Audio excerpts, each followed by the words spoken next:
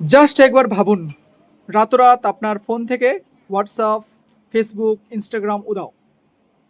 আপনার প্রতিক্রিয়াটা ঠিক কেমন হবে? আপনি পাগল হয়ে যাবেন, কারণ আপনার সোশ্যাল লাইফ বিপর্যস্ত হয়ে যাবে। ফেসবুকের মাধ্যমে যতগুলো বন্ধু ছিল তাদের আপডেট জানতে পারবেন না, তারা কী করছে। আপনার নিশ্চয়ই খারাপ লাগবে। ঠিক একই ঘটনাটা নেপালে ঘটেছিল।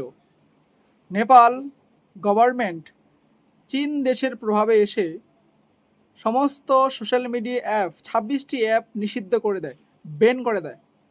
আর যেটার প্রভাব সরকার নিজেও ভাবেনি যে এতটা জেড জেনারেশন জেড আন্দোলন করবে। এখন প্রশ্ন হচ্ছে, জেনারেশন জেড কি? জেনারেশন জেড হচ্ছে যাদের জন্ম 2000 সালের পর থেকে, 2000, 2001, 2002, 2003, এদের জন্মটাকে বলা হয় জেনারেশন জেড। এরা নেপালের সড়কে আন্দোলন করছে।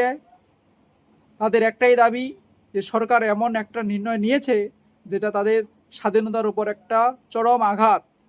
এই ঘটনায় সরকারের 26টি সোশ্যাল মিডিয়া অ্যাপ ব্যান করার পিছনে সরকার নিজের স্পষ্টীকরণ দেয় যে এই সোশ্যাল মিডিয়া অ্যাপসগুলি নেপাল গভর্নমেন্টের নিয়ম মানছে না, তাদের যে নর্মস রেগুলেশন সেটা মানছে না। কিন্তু আসলে সেটা নয়, সেটা হচ্ছে চীন দেশের প্রভাবে এসে গভর্নমেন্ট এমন নির্ণয়টা নিয়েছে। কারণ ওপি শর্মার যে গভর্নমেন্ট ছিল সেখানে সমস্ত পুরোপুরিভাবে নিয়ন্ত্রণ ছিল চীন গভর্নমেন্টের। তার জন্য সমস্ত জেনারেশন জেড প্রজন্ম, তরুণীরা তারা বুঝতে পারেন যে সরকার নিজের অপদার্থটাকে এড়িয়ে যাওয়ার জন্য এরকম সিদ্ধান্ত নিয়েছে। এই আন্দোলনটিকে আরও আগুন জ্বালিয়ে দেয় সেটা হচ্ছে নেপো কিডস, নেতা মন্ত্রীদের ছেলেমেয়েরা বিদেশের মাটিতে গিয়ে ইউরোপে, আমেরিকায় গিয়ে পার্টি করছে, ঘুরে বেড়াচ্ছে, একদম ভিআইপি লাইফস্টাইল পালন করছে। আর নেপালে প্রচণ্ড বেকারত্ব, সরকারি চাকরি পাচ্ছে না, রোজগার পাচ্ছে না, সাধারণ জীবন একদম বিপর্যস্ত হয়ে পড়েছে। আর নেতা মন্ত্রীরা একের পর এক পার্টি করছে, আনন্দ করছে, উৎসব করছে, টাকার ওপর ঘুরে বেড়াচ্ছে, টাকার ওপর শুয়ে থাকছে।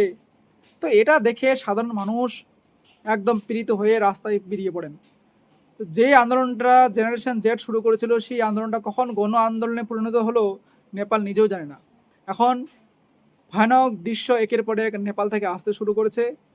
নেপালের প্রধানমন্ত্রী নেপাল দেশ ছেড়ে পালিয়ে গেছেন, আরও নেতা মন্ত্রীরা পালিয়ে গেছেন। একের পর এক ঘটনা আসবে, আমি সমস্ত কিছু আপডেট দিব। ধন্যবাদ।